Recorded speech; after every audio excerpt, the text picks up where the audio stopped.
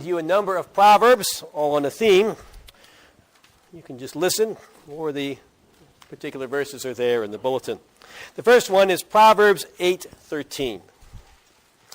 The fear of the Lord is hatred of evil. Pride and arrogance and the way of evil and perverted speech I hate. Proverbs 11:2. When pride comes, then comes disgrace. But with the humble is wisdom. In Proverbs 16:18, pride goes before destruction, and a haughty spirit before a fall. In Proverbs 29:23, one's pride will bring him low, but he who is lowly in spirit will obtain honor. All right, the repeated warning. When you're proud, you are cruising for a bruising. When you are proud, you are about to be given a reason not to be. And when you are proud, well, pride goes before a fall.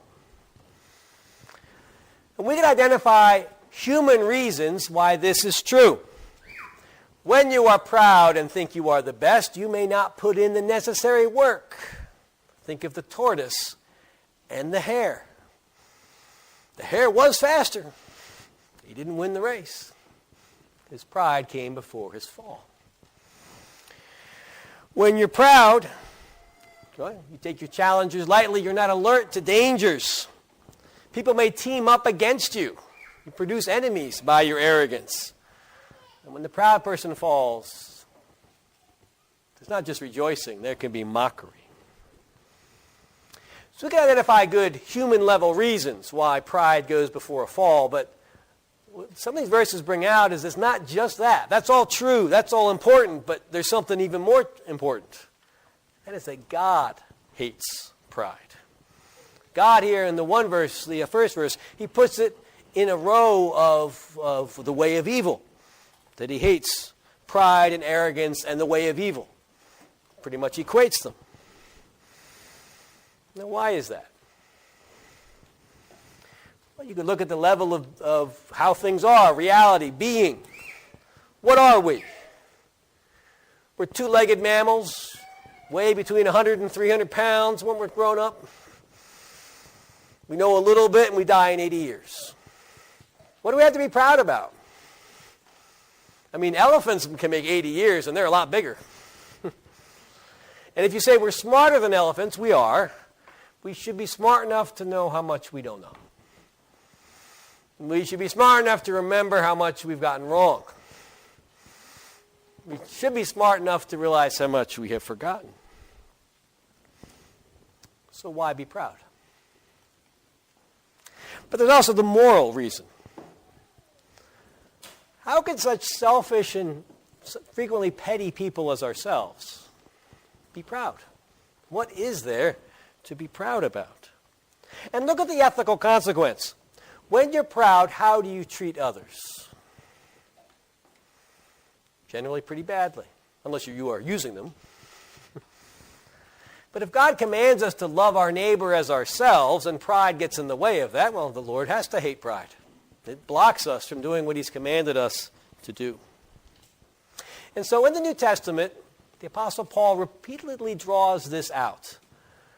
God has saved us in Jesus Christ in such a way as to remove from us all grounds of boasting. Since the only way of salvation is by Christ alone, through God's grace alone, where then, he asks, is boasting? And he answers, it is excluded. On what basis, he asks? Well, because we're not under a law of works that we can do, which we could then boast about. It's excluded because we're only saved through what he calls a law of faith. That we can only lay hold of Jesus and rely on him, and that's salvation, but it gives us nothing to boast about. So take it to heart. Not only do other people hate your pride, more importantly, so does God. And thank God, he says that the humble, they're wise. The lowly in spirit, they obtain honor. The meek, they'll inherit the earth. And so it says, humble yourself in the sight of the Lord, and he will lift you up.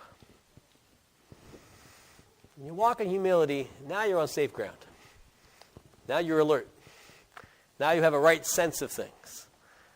And when you are humble, then the Lord is near to you. Pride goes before a fall. Humble yourself before the Lord, and he will lift you up.